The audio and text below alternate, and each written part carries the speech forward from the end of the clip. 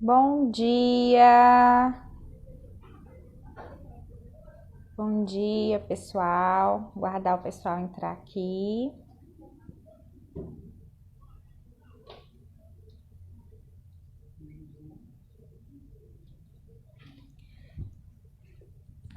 Onze horas.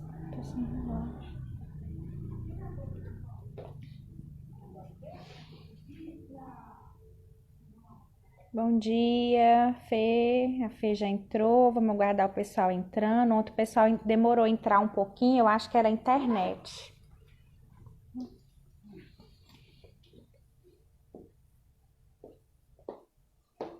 Bom dia, Ítalo. Vamos chamando o pessoal aí, soltando corações pra gente, mandando compartilhamento aí no aviãozinho para todo mundo poder entrar, né, para poder ajudar a gente nesse momento.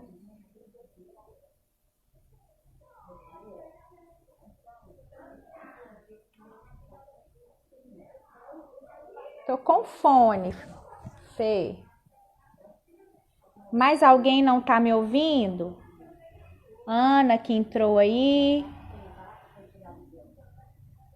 Me dá um feedback, Elaine, por favor. Carol, Amanda, bom dia. Gente, então, quero começar a live de hoje pedindo 1000 desculpas por ontem, porque eu me distraí e eu esqueci de salvar a live. 1000 perdões, teve até uma espectadora que pediu para poder salvar, que eu acho que ela não ia poder acompanhar a live toda. E ontem a gente teve um bate-papo com o Dr. Hudson Lázaro, cirurgião plástico, que explicou para a gente muito bem sobre abdominoplastia, citou alguns pontos sobre o implante de prótese mamária, que é uma ideia da gente estar retomando esse tema possivelmente aí para explicar para vocês também. E ele abriu espaço para a gente estar tendo esse bate-papo de hoje, né? Hoje a minha convidada é a doutora Maria Fernanda Reis, minha sócia, especialista nessa área de terapia linfática, vascular também. Ela, na hora que ela entrar, ela vai se apresentar.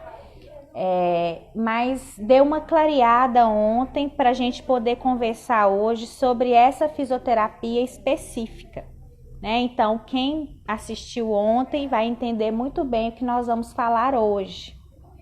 Então, eu acho que foi muito bom e 1000 desculpas novamente por não ter salvo. Vamos chamar o pessoal aí, gente. Chama mais pessoas. Fernanda, chama o pessoal aí para poder entrar, para a gente poder começar a conversa. Deixa eu colocar o tema aqui.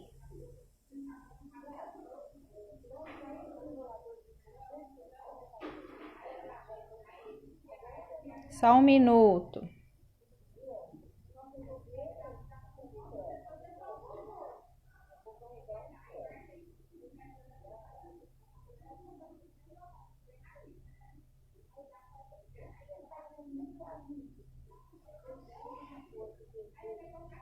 Isso, desculpem se por acaso sair algum errinho de português, porque a digitação aqui às vezes é meio nervosa. Bom dia, Moda Fashion, Soninha, bom dia. Sixou, bom dia. Tá, vou chamar a Fê, que aí a gente se apresenta junto.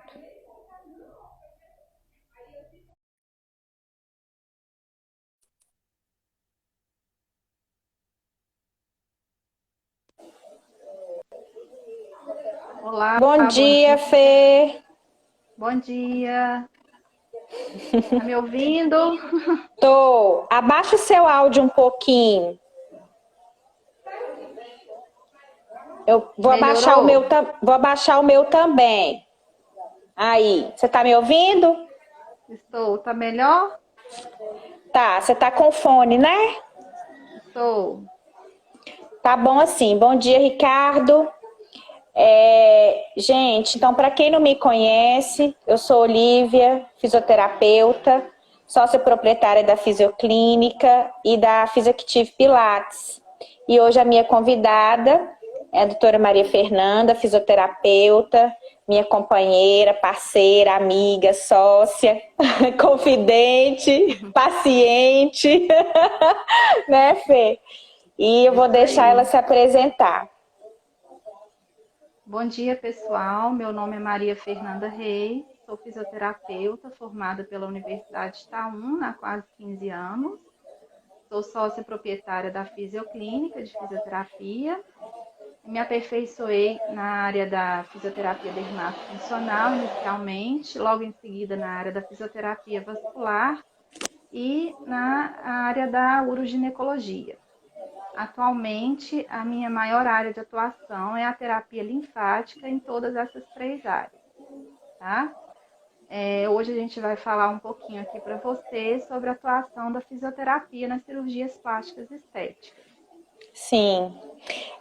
Eu dei uma pincelada, fui falando, acho que você deve ter ouvido sobre o bate-papo de ontem, né? Você acompanhou Sim, a live ontem, que eu acho que foi muito válida, né? Para estar explicando com para a certeza. gente, né? Como que funciona essa questão da indicação, quando iniciar, né?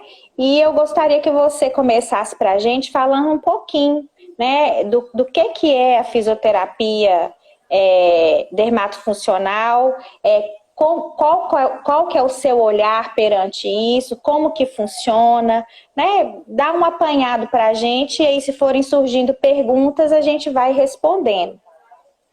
Ok. Então, gente, primeiramente, eu queria começar, né? Porque hoje as pessoas, essa autoimagem, né? O padrão de beleza está em alta. Então, as pessoas procuram essa melhoria da imagem. E uma das coisas que podem ser feitas para que isso ocorra é a intervenção por uma cirurgia plástica, né? E hoje o Brasil está ultrapassando os Estados Unidos em número de cirurgias plásticas. A gente pode dizer que hoje é o primeiro país do mundo com maior número de cirurgias plásticas, tá? O Brasil é referência em vários cirurgiões muito renomados. Pessoas vêm até de fora para fazer cirurgia aqui. E até mesmo na nossa cidade, que tem excelentes cirurgiões, também recebe pessoas de fora para estar fazendo cirurgia aqui em Pará de Minas. As cirurgias mais realizadas hoje são as mamoplastias de aumento, tá? Sim. É o primeiro índice de cirurgia. Depois da mamoplastia de aumento, entram as lipoaspiração. Em seguida, as abdominoplastias, as mamoplastias redutoras, né? E assim por diante, né? Vem as rinoplastias, as blefaroplastias, as ritidoplastias, que é a cirurgia de face, as otoplastias, que é a cirurgia de orelha, e acontecem muitas outras cirurgias, cirurgias íntimas, cirurgias corretivas, cirurgias para pacientes oncológicos, né? Então é vasto esse campo aí. E o fisioterapeuta dermatofuncional, ele entra atuando em todas essas cirurgias. Por quê? Qual que é o papel do fisioterapeuta na cirurgia plástica estética? O fisioterapeuta, gente, ele tem uma visão global daquele indivíduo, né? Ele avalia aquele indivíduo como um todo, né? Não é só especificamente uma técnica, né, a ser feita ali naquele indivíduo. Porque o primeiro sintoma que um paciente tem após ser realizada uma cirurgia plástica, o paciente tem um trauma, né? Lesões vasculares, lesões celulares. E essas lesões levam a uma dor. Então, é o primeiro sintoma que o paciente tem. E essa dor, ela gera retrações musculares, limitação muscular, que vai levar a uma limitação funcional. Né? Sim. Não vou entrar muito aqui, só pincelar qual que é o papel do fisioterapeuta, que a gente vai falar aqui durante o bate-papo, tá? Então, o papel do fisioterapeuta nesse momento é devolver a esse paciente a sua funcionalidade, para que ele retorne o mais rápido possível às suas atividades diárias, à sua rotina. Sim. Né? Esse é o principal papel do fisioterapeuta nas cirurgias plásticas. Aí a gente vai falar um pouquinho tanto no pré-operatório quanto no pós-operatório. Tá? Pode ir seguindo? Pode, pode. Conta pra gente aí como que funciona o pré. No pré-operatório, gente, na prática, vamos falar assim, não é muito indicado, não é que não seja muito indicado, não é muito procurado o fisioterapeuta nesse momento, tá? Apesar que isso teria que ser feito, porque o resultado seria muito mais satisfatório, tá? Uhum. Até mesmo os cirurgiões, eles não costumam indicar no pré-operatório. Por quê? É no pré-operatório que você vai ter aquele primeiro contato com o paciente, né? Que você vai poder avaliar o paciente, que você vai poder orientar o paciente, como vai ser a cirurgia, tudo que vai ocorrer depois, as suas limitações, traçar um plano de tratamento para aquele paciente. Eu vou avaliar as disfunções estéticas, os desvios posturais, né, as retrações musculares, as deformidades articulares. Isso tudo depois, para ter um resultado melhor, a gente vai trabalhar com aquele paciente. Tá? Eu vou dar um exemplo. Por exemplo, normalmente, quando vai fazer uma cirurgia plástica, os cirurgiões pedem para o paciente perder peso. Por quê? Porque normalmente, quando você tem menos peso, menos gordura, você tem um trauma menor. Então, Sim. facilita nesse pós-operatório, né?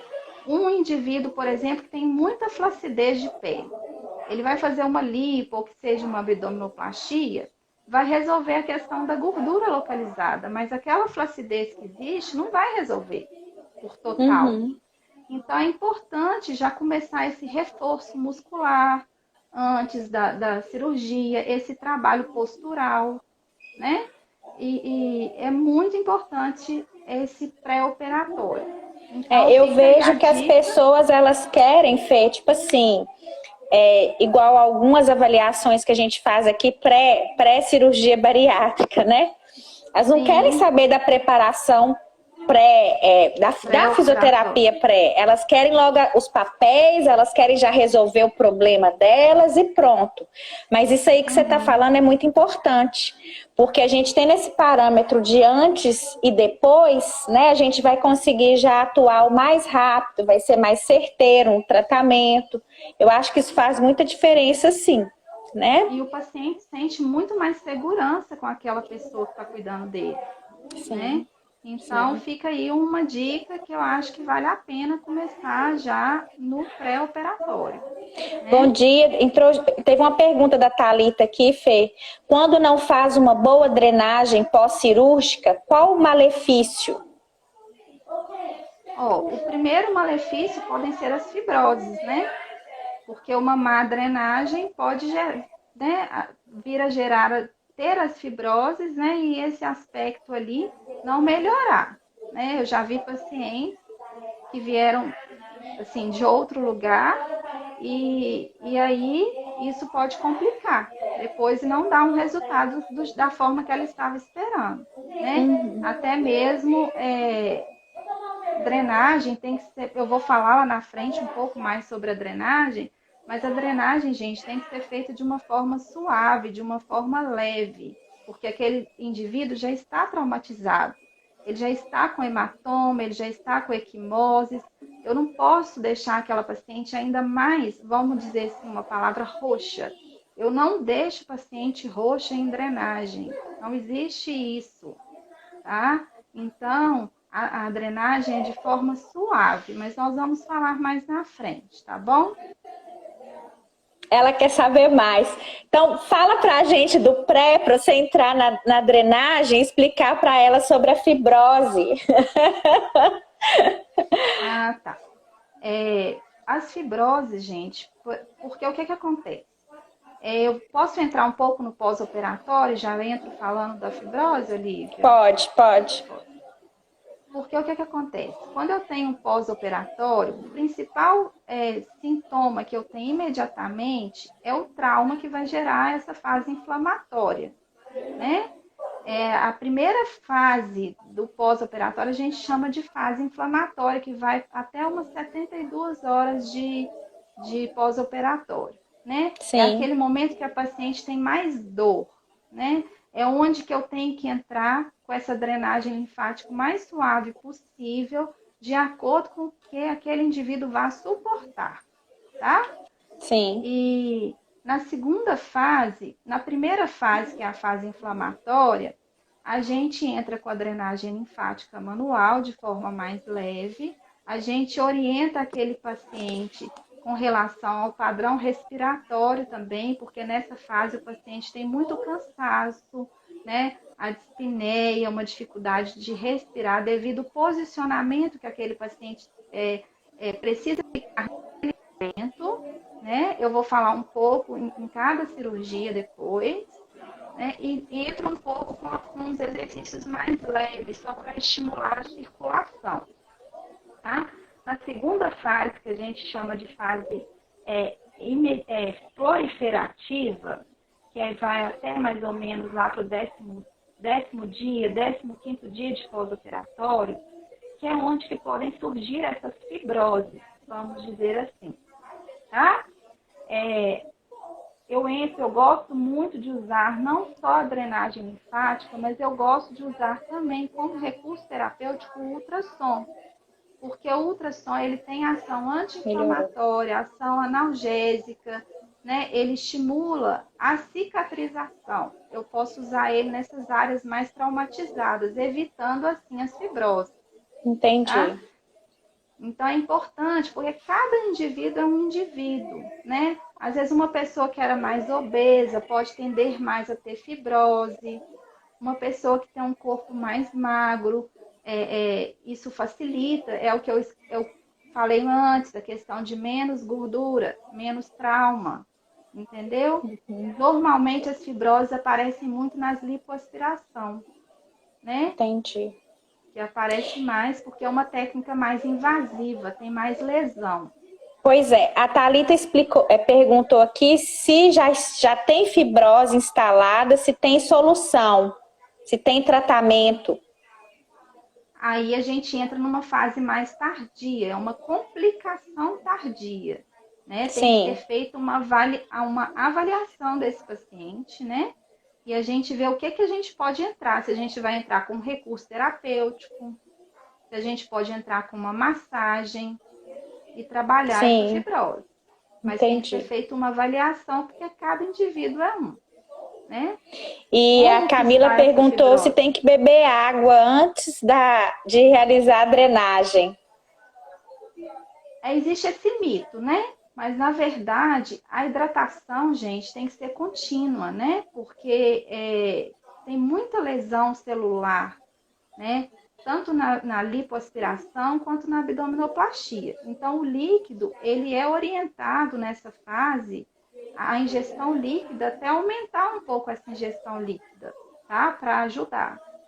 Isso é importante, não só a ingestão líquida, como uma alimentação balanceada, né? Sim, O uso do protetor solar devido às equimoses, para depois não manchar essa pele, né? Então é sim, uma série de questões, sim. tá? Mais alguma pergunta sobre fibrose, sobre água? Bom dia aí quem está entrando agora. Nós estamos falando sobre fisioterapia pós-cirurgias plásticas, tá? E muito obrigada por estarem participando com a gente. Obrigada, Thalita. Nota 1000. Fê, e conta pra gente quais que são as orientações que devem ser dadas para esses pacientes, né, que estão no pré e no pós-operatório, pós-cirurgia realizada, a questão de abdominoplastia, se usa cinta, se não usa. Explica pra gente aí como é que funciona. Então, vamos falar das mamoplastias primeiro, tá? Nas mamoplastias, gente, normalmente a paciente tem muita retração muscular, né? Muita dor na região cervical, né?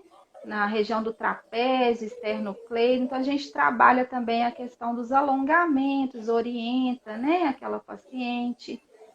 O posicionamento nos primeiros dias, a paciente tem que ficar com o tronco mais elevado, não deve deitar em decúbito lateral, nem ventral, só pode deitar de decúbito ventral após 6 meses de cirurgia, né? Observar a questão da cicatrização, porque pode haver descência de sutura, que é a abertura da cicatriz. Observar se está tendo algum sangramento ou não, porque pode haver uma rejeição da prótese, né? A gente orienta a automassagem com movimentos circulares, leves ao redor da prótese, para não deixar essa prótese encapsular, tá? Não posso elevar os membros superiores acima de 90 graus, não realizar a abdução do ombro, né? Que é abrir o braço, elevar o braço, né? Dirigir, se for carro hidráulico, com 20 dias ou não 30 dias, né? E normalmente eles orientam a atividade física com 3 meses, caminhada com 2 meses. Sim, o doutor Hudson falou sobre isso ontem. Exercícios com carga, eles demoram no mínimo 3 meses para liberar, mas o aeróbico é mais rápido, né? Isso ficou bem claro. A gente orienta também exercícios com padrões respiratórios, porque essa paciente sente muito cansaço, muita dispneia. Sim. O uso do sutiã não pode ter costura, tem que ser um sutiã que dê sustentação àquela mama, né? Sim. E nas mamoplastias é mais ou menos isso, né? Na lipo, a paciente sente muita dor, porque é uma cirurgia mais invasiva, uma cirurgia que causa mais trauma, né? Então, a gente orienta o uso da cinta, normalmente usa aquele colchãozinho, né? Para não marcar e não deixar dar fibrose. É muito importante o uso do colchãozinho para não deixar dar fibrose. Tem alguns cirurgiões que não recomendam, mas eu acho muito bacana o uso do colchãozinho. A paciente também, no início, fica com o tronco mais elevado, né? Depois de um tempo, ela já pode ir virando de lado, de acordo com o que ela for suportando ali, né? O uso da cinta, normalmente, uns 60 dias com cinta. Tem cirurgiões que com 30 dias liberam à noite, né? O uso da cinta. E nos primeiros dias da lipo, gente, também a gente não pode esquecer das meias compressivas, por causa da trombose, tá? Pacientes de lipo tem que ter muito cuidado, faz uso de antibiótico, faz uso de antitrombótico, né? Antes da cirurgia, para evitar a trombose, né? A gente orienta a deambulação precoce, exercícios circulatórios, né? Para estar evitando aí uma complicação. Sim. Tem mais uma pergunta aqui, Fê. O tempo também de drenagem pós-operatória de prótese de seios varia muito de médico também, né? A Thalita está perguntando. Indicação para realizar a drenagem? Pois é. Eu acredito que sim. Normalmente, Thalita, hoje, né, segundo ela respondeu lá embaixo. O meu liberou apenas após 3 meses a drenagem. Não, eu recomendo 3 dias. Após 72 horas iniciar a drenagem, tá? É o que o Dr. Hudson até frisou ontem. Quanto mais rápido você realiza a drenagem, menos chance você tem de ficar com fibrose. Tá? Sim. Melhora o resultado, mais rápido você vai conseguir conter esse edema. Sim, viu? Com certeza. E o risco de ter complicação é muito menor, né, Fernanda? Muito menor, isso. Né? Ei, Gelli, bom dia. O pessoal tá entrando aqui. Júnior, bom dia. Leandro, bom dia. Lu, bom dia. Isso aí, continua chamando o pessoal. Fê, e aí, você ia falar da abdominoplastia? Então, a abdominoplastia, gente, é recomendado, né? Inicialmente, a paciente ficar com uma posição mais supina, né? Com o tronco mais elevado. Ter cuidado para não retrair a cicatriz, para não ter perigo de alargar essa cicatriz, né? Recomendado também o uso do macaquinho, né? Da cinta. Normalmente é uns 60 dias também usando, né? Nos 30, 40 dias, o paciente já começa a ficar super incomodado com aquilo ali. Tem alguns cirurgiões, depende do resultado da cirurgia, começam a liberar à noite, tá? A abdominoplastia também, a gente com 60 dias pode começar a caminhada e com 3 meses atividade física, né? E no momento que eu estou dando alta para paciente, dependendo de como essa paciente possa estar, eu já posso estar encaminhando essa paciente para um trabalho de reabilitação postural, um trabalho de reforço muscular, mas mais leve, tá? Academia mesmo. Pode fazer pilates? Deve fazer pilates. Deve fazer pilates. Principalmente, gente, pacientes que fazem abdominoplastia também, a gente tem que ter um certo cuidado devido à posição das vísceras, né? E a questão do diafragma, esse paciente sente muita dificuldade, às vezes, respiratória, porque diminui a ventilação ali nas bases pulmonares. A Olivia sabe explicar isso melhor até, né? Diminui a expansibilidade pulmonar Sim. também. A gente precisa orientar esse paciente a estar fazendo exercício para aumentar a expansibilidade, né?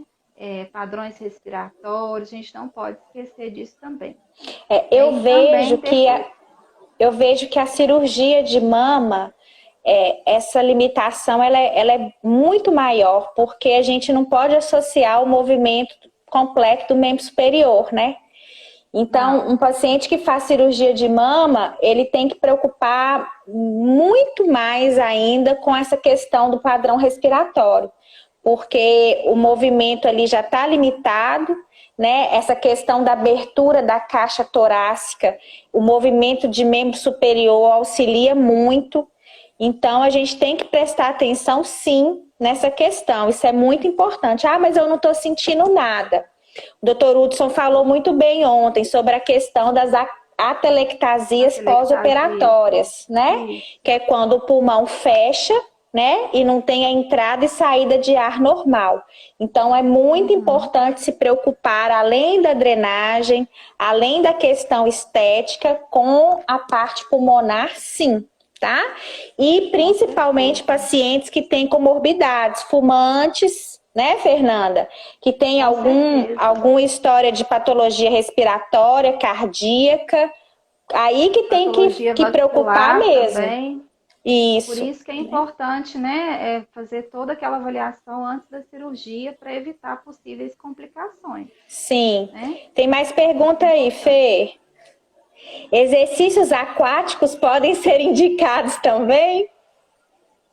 Olha, eu já tive pacientes, a gente tendo um contato direto com o cirurgião, né? Pacientes que realizaram lipo, por exemplo, que existem médicos que talvez com 40, 50 dias liberam para fazer exercícios aquáticos, tá?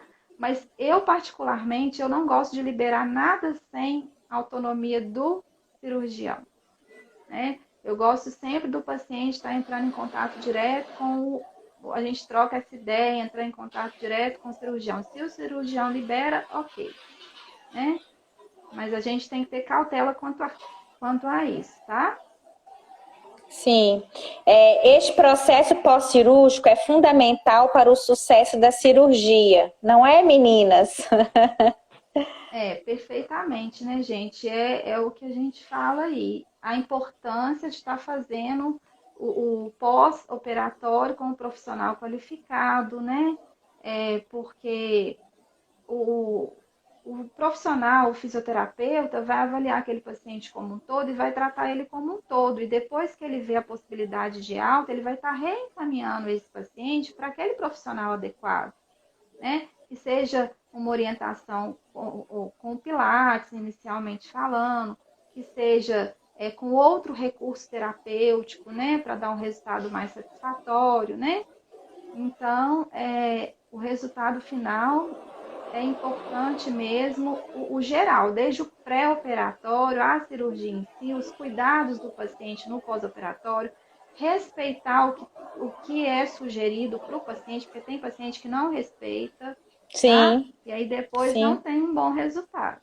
Sim, a Thalita está falando aqui sobre a questão da insegurança, né? Ela que já realizou o procedimento, que realmente pós-operatório, quando começa a retomar as atividades, que realmente se sente insegura. E é verdade, a gente tem uma aluna aqui que fez abdominoplastia e fez mama, e assim, as primeiras aulas dela eram bem complicadas. Então, assim, a gente realmente tem que ter cautela, né? Mas de todo jeito mostrar para aquela pessoa que a gente sabe o que está acontecendo, que a gente entende o caso dela, que a gente sabe o que pode, o que não pode. Gente, é fundamental o profissional saber o que não pode, né, Fernanda? Que não pode, e respeitar o tempo. Ter esse contato com o cirurgião é fundamental, porque senão a paciente perde a cirurgia, né? E aí se torna um fator muito mais complicado. Né? Fê, estão perguntando sobre a drenagem, mas conta pra gente então um pouquinho sobre a terapia linfática, como que funciona. Fala pra gente aí, porque aí você já entra nessa resposta. Então, gente, a terapia linfática, drenagem linfática manual, é uma técnica de massagem, né? Que a gente trabalha em direção ao fluxo linfático, né? Ela melhora o metabolismo, né? Ela acelera a cicatrização, ela nutre os tecidos, ela tem ação anti-inflamatória, melhora o bem-estar, melhora as dores, né? Melhora a vascularização, né? Atua também nas retrações musculares, né? Nas fibroses, nas aderências, nas cicatrizes, né? Então, assim, a drenagem linfática tem uma série de indicações, né? Só que ela tem que ser bem realizada, porque uma Sim, drenagem linfática mal feita não adianta nada, é como se você não tivesse feito, né? Então, você tem que saber direitinho onde que você tem que desobstruir, né? Quais os pontos certos que você tem que desobstruir. No pós-operatório também é importante, que às vezes algumas coisas eu não posso realizar naquele paciente. sim, É diferente do que uma drenagem linfática em uma pessoa que não fez um pós-operatório, né? Então, assim, eu faço drenagem linfática em pacientes com patologias, em pacientes pós-operatórios, em pacientes oncológicos, mas cada um é cada um, né? uhum, Cada caso é um caso. Então, você tem que estar avaliando aquele paciente de acordo com a patologia que ele tenha, com o que esteja acontecendo naquele momento, né? sim. Então, a drenagem linfática, a principal função dela é essa, redução do edema, do quadro álgico, a prevenção dessas aderências, né? A gente atua também nos hematomas, nos seromas, nas fibroses. Basicamente isso, Sim. tá? E aí a pergunta é: quantas sessões de drenagem linfáticas devem ser realizadas por semana no pós-operatório? Ótima pergunta. Olha, inicialmente eu gosto muito, os primeiros 5 dias, pelo menos, realizar todos os dias, tá? Tem alguns casos que até os 10 primeiros dias eu gosto de realizar todos os dias, as 10 primeiras sessões. Em seguida, a gente vai alternando 3 vezes por semana, 2 vezes por semana, né? Mas tem pacientes que estão com um quadro bom, vai ter uma alta mais rápida, tem outros que demoram um pouco mais, né, naquele tratamento. Normalmente, eu costumo dar alta para os pacientes com 20 sessões, né? Mas eu já tive pacientes que fizeram mamoplastia de aumento que com 10 sessões estavam ótimas, né? Então, assim, varia muito de Entendi. paciente para paciente. Pacientes que fizeram cirurgia bariátrica, eu atendo muito pacientes que fizeram cirurgia bariátrica. Esses pacientes às vezes demoram um tempinho maior, né? Mas isso varia muito de paciente para paciente. Eu atendo muito pacientes oncológicos, né? Esses pacientes também demandam um tempo maior. Então, varia de paciente para paciente.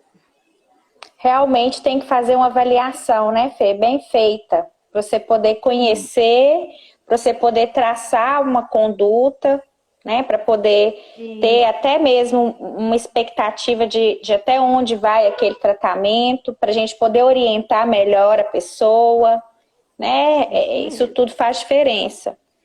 E me conta aqui, Fê, além do tratamento com a drenagem, né? E o uso do ultrassom que você já comentou, tem alguma outra coisa associada, alguma outra ferramenta que você usa, que você costuma indicar para os pacientes? Conta pra gente. Existem outros recursos terapêuticos que também são usados, né?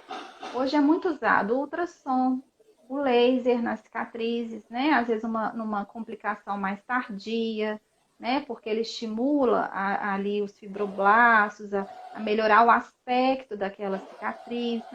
Nas aderências cicatriciais é muito usado. A radiofrequência também é muito usada. Eu falo, mas é numa fase mais tardia, tá? Termoterapia também é muito usado, crioterapia, apesar de eu ter um certo cuidado na crioterapia, a gente tem que ter um certo cuidado. As microcorrentes são usadas, né?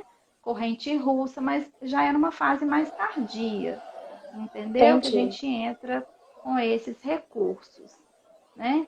E também tem as outras... Pode falar. Não fala que eu vou fazer uma pergunta que não tem a ver com o que você vai falar agora. Eu ia falar, não sei como que está o tempo, mas ainda tem as outras cirurgias plásticas também que são realizadas, que o fisioterapeuta atua, que se der tempo a gente pincela um pouquinho. Não dá tempo. Eu ia te perguntar uma curiosidade minha. O que acontece? A gente atende também, chega muito pra gente pacientes que retiraram a mama, né, Fê? E fizeram, e tiveram que colocar prótese, né? Provavelmente por um câncer de mama, a gente acaba recebendo muito. E aí, essas pacientes, a terapia é só drenagem? Como é que funciona? Porque tem a questão, né, da radiação, não sei como é que funciona isso aí. Conta pra gente. Olha, gente, pacientes oncológicos, a drenagem também é indicada, né? Porque, até como prevenção para evitar um linfedema, né? O linfedema é uma doença no sistema linfático que pode ocorrer nesses pacientes devido ao esvaziamento axilar, que é realizado, né? Com a retirada, com a mastectomia, né? Isso. A gente tem que ter cuidado com esses pacientes, que hoje em dia, normalmente, até pacientes mais jovens, eles já saem da cirurgia com a prótese. Mas eu já tive pacientes que tiveram o encapsulamento dessa prótese, né? Então, devido à questão da radioterapia, porque a radioterapia queima muitas células, a quimioterapia é muito agressiva, né? Sim. Pacientes que fazem a mastectomia tem muita dor na região axilar, na região lateral, na região cervical, a gente chama de síndrome do desfiladeiro torácico, né? Por causa do esvaziamento axilar, essa retração que dá na axila, e às vezes gera uma dor irradiada para o braço. Então, é um trabalho global. A gente trabalha desde a drenagem até uma cintura escapular, região cervical, né, os membros superiores, a questão respiratória, é um global. Entendi. Tá? Então pode falar pra gente. Ó, tem pergunta. Independente de um quadro cirúrgico, o benefício da drenagem linfática em questão à qualidade de vida, bem-estar. Pode dar uma pincelada pra gente sobre? O que eu falei, né, gente? A drenagem linfática pode ser indicada para qualquer indivíduo. Pessoas que sentem dores nas pernas, cansaço, trabalha muito tempo em pé ou muito tempo sentado na mesma posição, a circulação ali fica diminuída, né? A circulação ali fica alterada, o metabolismo fica mais lento, né? Então, pessoas mais idosas, né, que não têm a mesma atividade ali no dia a dia, a drenagem linfática vai estar estimulando esse metabolismo, estimulando essa circulação. Então, vai Sim. trazer essa sensação de bem-estar, vai aliviar essa sensação de peso, essas dores nas pernas, dormência, né? As gestantes aí também, que tem muita retenção de líquido, retenção hídrica, a drenagem Sim. linfática ajuda demais também. Vários pacientes que têm patologias vasculares ou saem de um pós-operatório vascular também, a drenagem linfática é super indicada, né? Então, assim, tem N coisas que vai trazer só benefício, tá? Sim. Então vamos lá, Fê, segue pra gente aí. Bom dia, Eni. Bom dia, Rômulo. Você ia falar sobre... Pode falar. Existem outras cirurgias também, no qual o fisioterapeuta atua, né, gente? Nós falamos aí das mamoplastias, das lipos, das abdominoplastias. Mas, por exemplo, a blefaroplastia, que é a cirurgia de pálpebra, é muito realizada, tem muito trauma, né? E é uma coisa vista, né? Não é uma coisa que dá para esconder. Tem muito edema na face. Então, o Sim. fisioterapeuta também entra não só com drenagem corporal, ele também entra com drenagem facial, né? Sim. Nas ritidoplastias, que são as cirurgias de face. As cirurgias de face são cirurgias muito delicadas, né? Hoje, eles não puxam tanto a pele, mas é uma cirurgia que causa um trauma na paciente, às vezes dá umas croças atrás das orelhas, incomoda o corte, você tem que entrar também com a drenagem linfática facial, né, com uma massagem mais relaxante e podem ter como sequela, às vezes, lesão de algum nervo facial, né, às vezes gerando alguma dormência em alguma parte da face, né? Onde que o fisioterapeuta também entra não só com drenagem, mas com outros recursos, né? Sim. Cirurgias corretivas também na face, por causa de algum câncer, podem precisar da atuação do fisioterapeuta, tá? Questão Cirurgia de ATM, né? Articulação temporomandibular. articulação temporomandibular também. Então, às vezes, pode causar uma alteração de sensibilidade, né? Uma alteração na face, e isso é muito incômodo, às vezes até uma paralisia facial. Né? Sim. Então, não é somente drenagem linfática, você entra com outros tipos de recursos e técnicas aí nesses tipos de cirurgias de face, tá? Sim. Nas otoplastias também, né, que é a cirurgia de orelha. O paciente tem muita dor no pós-operatório devido, né, àquela faixa que tem que usar, a posicionamento, tem que dormir praticamente sentado, né? Então, assim, são N cirurgias aí, gente, que às vezes a gente só fala da atuação do fisioterapeuta nessas cirurgias mais conhecidas. Mas existem várias outras cirurgias que também é de atuação do fisioterapeuta, né? Sim. E às vezes não é tão conhecido, principalmente a drenagem facial, e dá um excelente resultado. Sim. Né? Tem mais alguma pergunta, cirurgia? Sobre as cirurgias? Não, né? Pois é, gente. Então eu vou aproveitar, a Fernanda está falando aí sobre, né, cirurgias plásticas, e nós vamos falar sobre um pouquinho sobre o Pilates, né?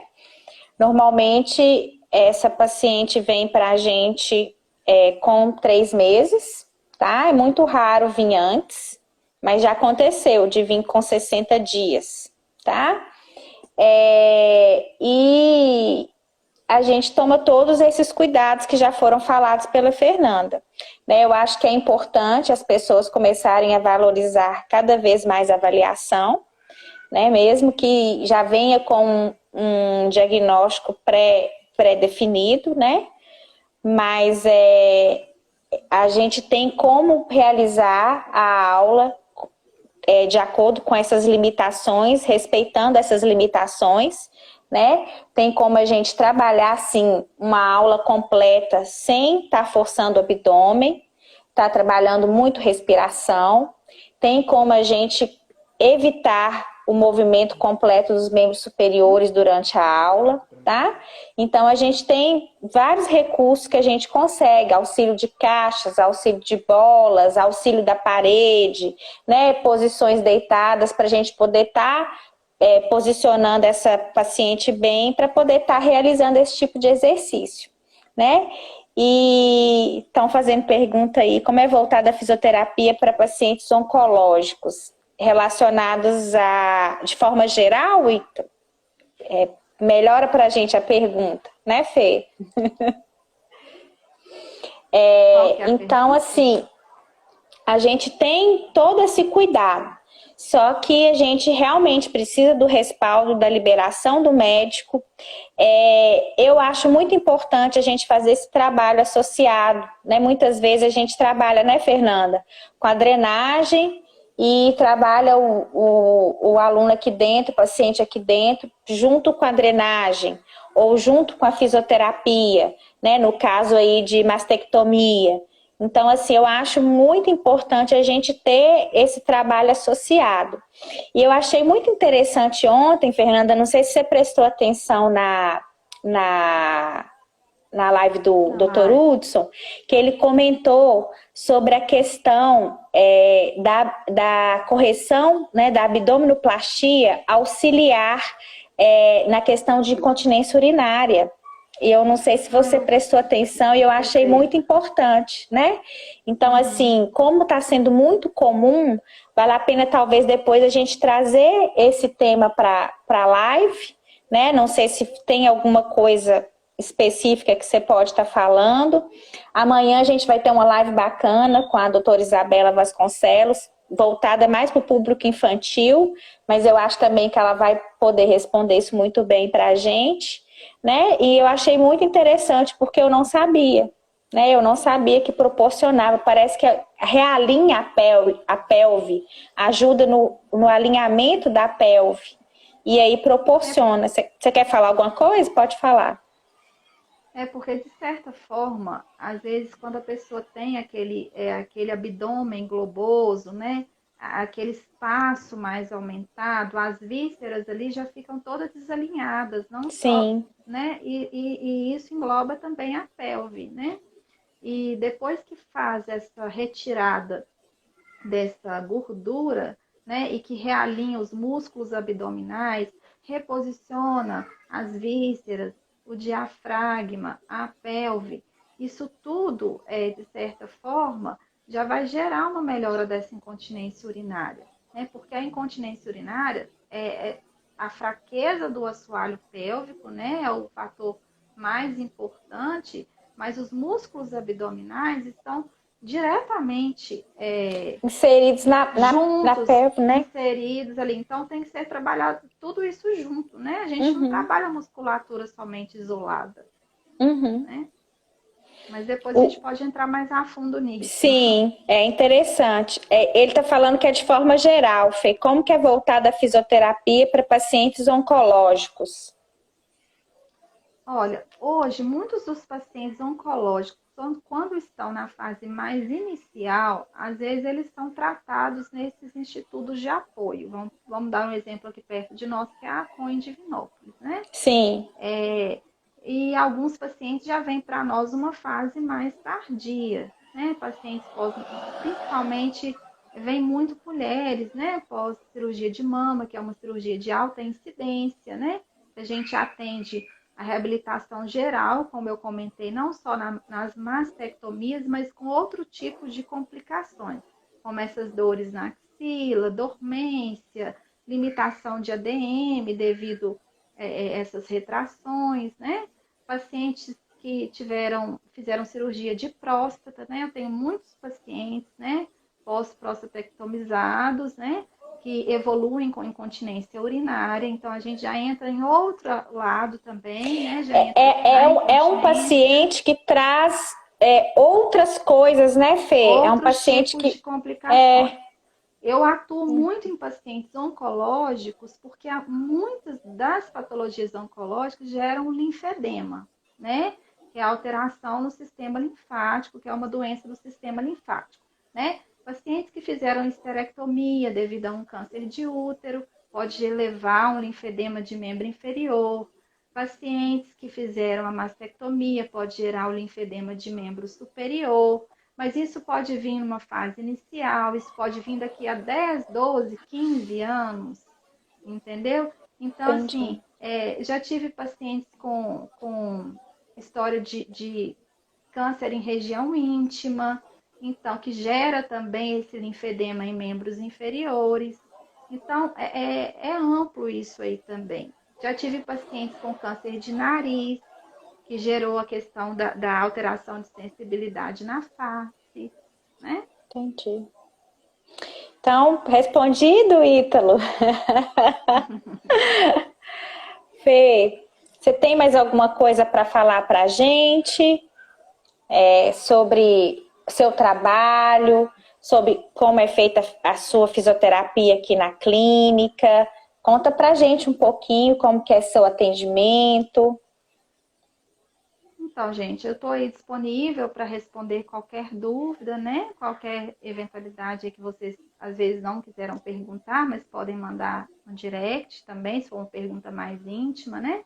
Eu atendo nessa área da drenagem linfática, da terapia linfática, né? Tanto nas patologias vasculares, né? Nas complicações aí desses pacientes oncológicos, na saúde da mulher, que entra muito aí nessa área também dos pacientes oncológicos, são as mastectomias, as histerectomias, né? As incontinências urinárias em homens e mulheres. E esse trabalho é feito de forma individualizada, né? A gente tem todo o cuidado, toda a precaução, todo o carinho aqui. Se vocês precisarem, quiser vir conversar antes de uma cirurgia, saber como é feito o tratamento, né?